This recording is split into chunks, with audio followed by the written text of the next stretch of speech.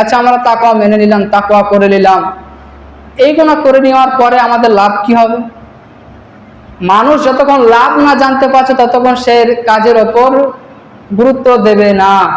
যতক্ষণ পর্যন্ত সেই জিনিসের লাভ ক্ষতিকে অঙ্ক না করতে পারছে ততক্ষণ সে ব্যাপারে তার টার্গেট থাকছে না।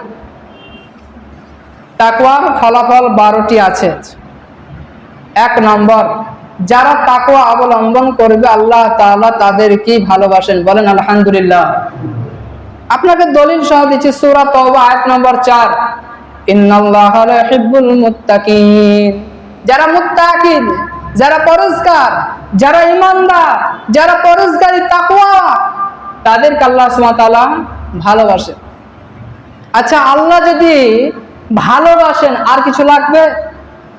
আল্লাহর ভালোবাসা যদি আমাদের উপর থাকে তাহলে আর আমাদের কিছু দরকার আছে?